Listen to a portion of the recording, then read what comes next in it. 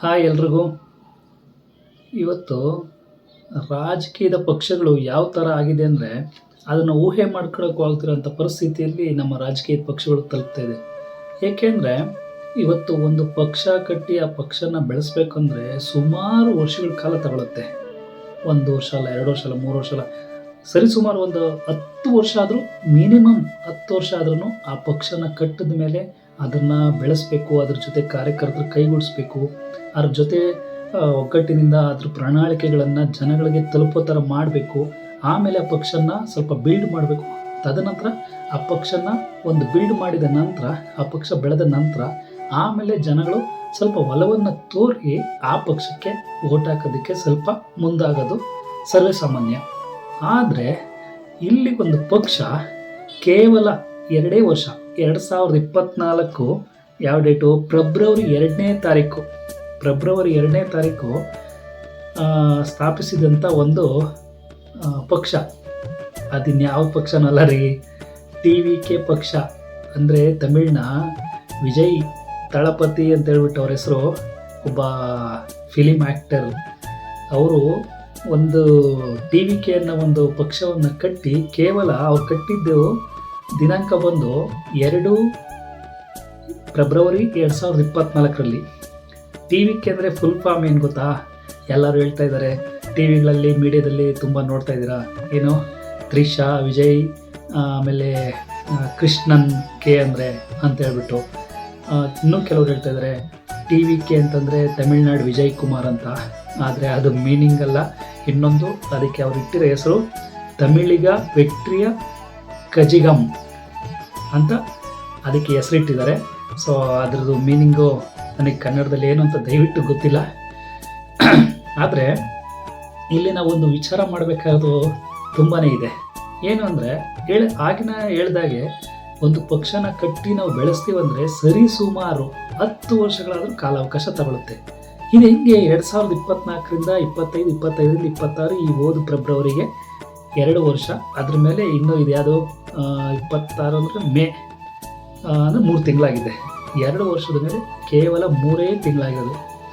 ಅಂಥದ್ರಲ್ಲಿ ಇವತ್ತು TVK ಅನ್ನೋ ಒಂದು ಪಕ್ಷ 108 ಸೀಟುಗಳನ್ನು ಪಡ್ಕೊಂಡಿದೆ. ಏನು ಹೇಳಿ, 108 ಸ್ಥಾನಗಳನ್ನು ಅಂದರೆ ಸೀಟುಗಳನ್ನು, MLA ಸ್ಥಾನಗಳನ್ನು ಪಡ್ಕೊಂಡಿದೆ. ಅಲ್ಲಿ ಟೋಟಲಾಗಿ ತಮಿಳುನಾಡಲ್ಲಿ ಇರೋದೇ 234 ಕಾನ್ಸ್ಟಿಟ್ಯುನ್ಸಿ. ಆ 234 ಕಾನ್ಸ್ಟಿಟ್ಯುನ್ಸಿಯಲ್ಲಿ 108 ಕಾನ್ಸ್ಟಿಟ್ಯುನ್ಸಿಯಲ್ಲಿ TVK ಪಕ್ಷ ಜಯಬೇರಿ ಸಾಧಿಸಿದೆ. ಏನು ಕಾರಣ ಇದಕ್ಕೆ? ಕೇವಲ 2 ವರ್ಷ ಅಷ್ಟೇ ಪಾರ್ಟಿ ಕಟ್ಟಿ ಆಗಿರೋದು. 2 ವರ್ಷಕ್ಕೆ ಇಷ್ಟು ಉನ್ನತ ಮಟ್ಟಕ್ಕೆ ಈ ಪಕ್ಷ ಬೆಳಿಬೇಕಾದ್ರೆ, ಅಥವಾ ಅವರು ಈ ಮಟ್ಟಕ್ಕೆ ಓಟ್ ಹಾಕಿ ಅವ್ರನ್ನ ಗೆಲ್ಲಿಸ್ಬೇಕಾದ್ರೆ ಏನು ಕಾರಣ? ಇವಾಗ ಆಂಧ್ರ ಪ್ರದೇಶದಲ್ಲಿ ಚಿರಂಜೀವಿ ಅವರಿದ್ದಾರೆ, ಮೆಗಾಸ್ಟಾರ್ ಚಿರಂಜೀವಿ ಅವರು ತನ್ನ ಪಕ್ಷವನ್ನು ಕಟ್ಟಿ ಏನೇನೋ ಸಾಹಸ ಮಾಡಿದ್ರು. ಆದರೆ ಕೆಲವೇ ಸೀಟುಗಳನ್ನು ಪಡ್ಕೊಳಕ್ಕಾಯಿತು. ಇನ್ನು ಅವರ ತಮ್ಮ ಆಗಿರೋಂಥವರು ಪವನ್ ಕಲ್ಯಾಣ್ ಅವರು ಕೂಡ ಪಾರ್ಟಿನ ಕಟ್ಟಿದ್ರು. ಆದರೆ ಇವತ್ತು ಪ್ರೆಸೆಂಟು DCM ಆಗಿದ್ದಾರೆ ಆಂಧ್ರ ಪ್ರದೇಶದಲ್ಲಿ. ಅದೇ ರೀತಿಯಲ್ಲಿ ತುಂಬ ಜನ ಪಾರ್ಟಿಗಳನ್ನ ಕಟ್ಟಬೇಕು, ಬೆಳೆಸಬೇಕು ಅಂತ ಬಂದಿರೋದ್ರಲ್ಲಿ ತುಂಬ ಜನ ಫೇಲ್ಯೂರ್ ಆಗಿದ್ದಾರೆ. ಆದರೆ ಇಲ್ಲಿ ಒಬ್ಬ ಸಕ್ಸಸ್ ಆಗಿರೋ ಒಬ್ಬ ವ್ಯಕ್ತಿಯ ನಾವು ಸ್ಟೋರಿನ ಹೇಳಲೇಬೇಕಾದಂಥ ಒಂದು ವಿಚಾರ. ಇವರು ತುಂಬಾ ಮೂವಿಗಳು ಆಲ್ಮೋಸ್ಟು ನನಗೆ ತಮಿಳು ಅರ್ಥ ಆಗೋಲ್ಲ, ಬಟ್ ತೆಲುಗಿಗೆ ಇರೋವಂಥ ಭಾಷೆಗೆ ಕನ್ವರ್ಟ್ ಆಗಿರ್ತಾವಲ್ಲ, ಟ್ರಾನ್ಸ್ಲೇಟ್ ಆಗಿರ್ತಾವಲ್ಲ, ಅಂಥ ಮೂವಿಗಳನ್ನ ತುಂಬಾ ನೋಡಿದ್ದೀನಿ. ಆ ಮೂವಿಗಳಲ್ಲೆಲ್ಲ ತುಂಬ ಎಕ್ಸಲೆಂಟಾಗಿ ಅವರು ನಟನೆ ಮಾಡಿದ್ದಾರೆ. ತುಂಬ ಅದ್ಭುತವಾಗಿ ಅವರು ದೃಶ್ಯಗಳನ್ನು ಆ ಪಿಕ್ಚರಲ್ಲಿ ತೋರಿಸಿರ್ತಾರೆ. ಅದು ಒಂದು ಪಾಯಿಂಟು.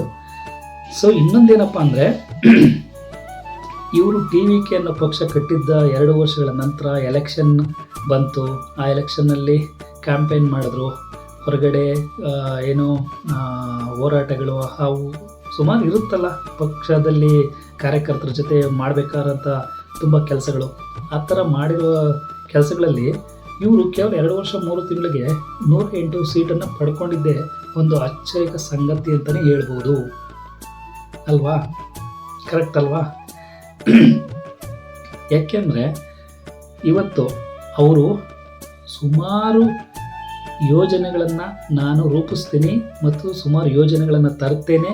ನಮ್ಮ ರಾಜ್ಯಕ್ಕೆ ನನ್ನ ಕಡೆಯಿಂದ ಏನು ಕೊಡುಗೆಗಳನ್ನು ಕೊಡೋಕ್ಕಾಗುತ್ತೆ ಅದನ್ನೆಲ್ಲ ನಾನು ಕೊಡ್ತೀನಿ, ಇಂಪ್ಲಿಮೆಂಟ್ ಮಾಡೇ ಮಾಡ್ತೀನಿ ಅನ್ನೋ ಒಂದು ಇದರಲ್ಲಿ ಅವರು ಪ್ರಣಾಳಿಕೆಯಲ್ಲಿ ತುಂಬಾ ಕೊಟ್ಟಿದ್ದಾರೆ. ಕೆಲವೊಂದು ನಾನು ಇಲ್ಲಿ ನೋಟ್ ಮಾಡಿದ್ದೀನಿ. ಆ ಪ್ರಣಾಳಿಕೆಗಳು ಏನಪ್ಪ ಅಂದರೆ, ಮೊದಲನೇದಾಗಿ ಮಹಿಳೆಯರಿಗೆ 2,500 ಅಮೌಂಟು ಪ್ರತಿ ತಿಂಗಳು ಅವರ ಅಕೌಂಟ್ಗೆ 2,500 ರೂಪಾಯಿ ಬರುತ್ತೆ. ಇನ್ನೊಂದು 6 ಸಿಲಿಂಡರ್ಗಳು, ವರ್ಷಕ್ಕೆ 6 ಸಿಲಿಂಡರ್ಗಳು ಉಚಿತವಾಗಿ ಸಿಗುತ್ತೆ. ಇನ್ನು ವಧುವರರಿಗೆ ಅಂದರೆ ಬಡ ಕುಟುಂಬದಲ್ಲಿ ಜನಿಸಿರುವಂಥ ವಧುವರರಿಗೆ ಏನಾದರೂ ಮದುವೆ ಆಗ್ತಾಯಿದ್ರೆ ಅಂಥವ್ರಿಗೆ 8 ಗ್ರಾಮ್ ಚಿನ್ನ, ರೇಷ್ಮೆ ಸೀರೆ ಕೊಡೋದಕ್ಕೆ ಒಂದು ತೀರ್ಮಾನ ಮಾಡಿದ್ದಾರೆ. ಇನ್ನು 5 ಲಕ್ಷ ಉದ್ಯೋಗ ಸೃಷ್ಟಿ.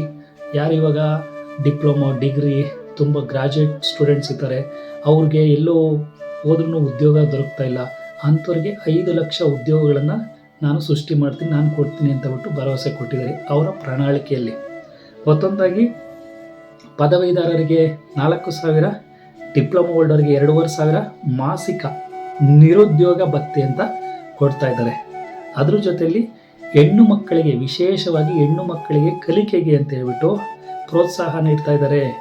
ಹಾಗೆ ರೈತರಿಗೆ ಸಾಲ ಮನ್ನಾ, ಅದ್ರ ಜೊತೆಯಲ್ಲಿ ಭತ್ತ ಬೆಳೆಗಾರರಿಗೆ 3,500 ಫಿಕ್ಸ್, ಅದು 3,500 ಕ್ವಿಂಟಲ್ಗೆ ಫಿಕ್ಸು. ಹಾಗೆ ಕಬ್ಬು ಬೆಳೆಗಾರರಿಗೆ 4,500 ಘೋಷಣೆ ಮಾಡಿದ್ದಾರೆ. ಈ ಥರ ಅವರ ಪ್ರಣಾಳಿಕೆಗಳು ಇನ್ನೂ ಸಾಕಷ್ಟು ಇದೆ. ಸದ್ಯಕ್ಕೆ ಇಷ್ಟು ಪ್ರಣಾಳಿಕೆಗಳು ಇವರ ಒಂದು TVK ಒಂದು ಪಕ್ಷದಲ್ಲಿ ಪ್ರಣಾಳಿಕೆಗಳಲ್ಲಿ ಇರುವಂಥ ಇವು ಪಾಯಿಂಟ್ಸ್ಗಳು. ಸೊ ಇಷ್ಟೆಲ್ಲ ಪಾಯಿಂಟ್ಸ್ಗಳನ್ನ ಕೊಟ್ಟು ಇವರು ಅಲ್ಲಿನ ಜನಗಳಿಗೆ ಒಂದು ಭಾಷಣ ಮಾಡುವ ಮುಖಾಂತರ ಆಗಿರ್ಬೋದು, ಒಂದು ಸ್ಟೇಜ್ ಮೇಲೆ, ಅಥವಾ ಏನು ಕ್ಯಾಂಪೇನ್ ಮಾಡ್ತಾರೆ, ಪ್ಲಸ್ ಏನು ಕಾಮನಾಗಿ ಏನು ಹೇಳ್ತಾರೆ ಅದಕ್ಕೆ ವರ್ಡಿಂಗ್ಸು ನನಗೆ ನೆನಪಾಗ್ತಾ ಇಲ್ಲ. ಸೊ ಹಿಂಗಿರಬೇಕಾದ್ರೆ 108 ಸೀಟುಗಳನ್ನು ಪಡ್ಕೊಂಡಿದ್ದಾರೆ. ಆದರೆ ನನಗೊಂದು ಡೌಟು, ಅವರು ಎಷ್ಟೇ ತನ್ನ ಪ್ರಣಾಳಿಕೆಗಳಲ್ಲಿ ಎಷ್ಟೇ ಇಂಪ್ಲಿಮೆಂಟ್ ಮಾಡ್ತೀನಿ ಅಂತ ಹೇಳ್ಬಿಟ್ಟು ಯಾವ್ಯಾವ ಥರ ಉಚಿತ ಯೋಜನೆಗಳಾಗಿರ್ಬೋದು ಅಥವಾ ಬೇರೆ ಥರ ಯೋಜನೆಗಳಾಗಿರ್ಬೋದು ಕೊಡ್ಬೋದು, ಆದರೆ 2 ವರ್ಷದ 3 ತಿಂಗಳಿಗೆ 108 ಸೀಟುಗಳನ್ನು ಪಡ್ಕೊಳ್ಳೋದು ಸಾಧ್ಯವಾ? ನಿಮ್ಮ ಪ್ರಕಾರ ನಿಮ್ಮ ಅನಿಸಿಕೆ ತಿಳಿಸಿ. ಯಾಕಂದರೆ ನಾನು ಹೇಳಿಲ್ವಾ, ಆಗಲೇ ಹೇಳ್ದಂಗೆ ಒಂದು ಪಕ್ಷನ ಕಟ್ಟಿದ್ರೆ ಕಡಿಮೆ ಅಂದರೂ ಕನಿಷ್ಠ ಪಕ್ಷ 10 ವರ್ಷಗಳಾದರೂ ತಗೊಳುತ್ತೆ. ಆದರೆ ಇಲ್ಲಿ ಕೇವಲ 2 ವರ್ಷದಲ್ಲಿ ಬೆಳೆದು ಬಿಡ್ತು. ಏಕೆ? ಅದರಲ್ಲೂ ಒಂದು ಪಾಯಿಂಟ್ ಇದೆ, ಅಲ್ಲಿ ಒಂದು ಲಾಜಿಕ್ ಇದೆ. ಏನು ಗೊತ್ತಾ, ಪ್ರೆಸೆಂಟ್ ಸಿಚುವೇಷನಲ್ಲಿರುವಂಥ MLAಗಳಾಗಿರ್ಬೋದು ಅಥವಾ ಅಲ್ಲಿನ ಸರ್ಕಾರವನ್ನು ನಡೆಸ್ತಾ ಇರುವಂಥ ಒಬ್ಬ CM ಆಗಿರ್ಬೋದು, ಅಲ್ಲಿ ಆ ಜನಗಳಿಗೆ ಕೊಡ್ತಾ ಇರುವಂಥ ಒಂದು ಏನೇ ಆಗಿರ್ಬೋದು, ಉದ್ಯೋಗ ಆಗಿರ್ಬೋದು, ಒಂದು ಕೊಡುವಾದ ಏನು ಅವ್ರಿಗೆ ಕೆಲಸ ಕಾರ್ಯಗಳು, ಹಳ್ಳಿಗೆ ಏನೇನು ಆಗಬೇಕಾಗಿದೆ, ಸೌಲಭ್ಯಗಳು ಏನೇನು ಸಿಗಬೇಕಾಗಿದೆ, ಅದು ಮಾಡ್ತಾ ಇದ್ದಾರಾ ಇಲ್ವಾ ಅನ್ನೋದ್ರ ಬಗ್ಗೆ ಜನಗಳಿಗೆ ತುಂಬಾ ಅರಿವು ಇರುತ್ತೆ. ಸೊ ಹಾಗಾಗಿ ಮತ್ತೆ ಅದರಲ್ಲಿ ಪೊಲಿಟಿಕ್ಸ್ ಅನ್ನೋದು ಇದ್ದೇ ಇರುತ್ತೆ ಕಾಮನ್ನಾಗಿ. ಹಾಗಾಗಿ ಆ ಒಂದು ವಿಚಾರಕ್ಕೆ ಈ ಸರಿ ಇವ್ರನ್ನ ಈಗ ಇವಾಗ ಓಲ್ಡ್ ಜನ್ರೇಷನ್ ಹೋಗ್ಬಿಟ್ಟು ಎಲ್ಲ ನ್ಯೂ ಜನ್ರೇಷನ್ನು ಇವಾಗ MLA MP ಆಗ್ತಾ ಇರುವಂಥದ್ದು ಸರ್ವೇ ಸಾಮಾನ್ಯವಾಗಿ. ಈಗ ನೇಪಾಳದಲ್ಲಿ ನೋಡಿದ್ರಿ, ಸುಮಾರು ಎಲ್ಲ ಪದವೀಧರರು ಮತ್ತು ಎಲ್ಲ IAS KS ಅಂತ ಅಧಿಕಾರಿಗಳನ್ನೇ ಒಳ್ಳೊಳ್ಳೆ ಅಲ್ಲಿ ಪೊಸಿಷನಲ್ಲಿದ್ದಾರೆ. ಫೈನಾನ್ಸ್ ಮಿನಿಸ್ಟರ್ ಆಗಿರ್ಬೋದು, ಡಿಫೆನ್ಸ್ ಮಿನಿಸ್ಟರ್ ಆಗಿರ್ಬೋದು, ಈ ಥರ ಒಂದೊಂದು ಪೋಸ್ಟ್ಗಳಲ್ಲಿ ಒಳ್ಳೊಳ್ಳೆಯವ್ರನ್ನೇ ಆಯ್ಕೆ ಮಾಡಿ ಅಲ್ಲಿ ಕೊಟ್ಟಿದ್ದಾರೆ.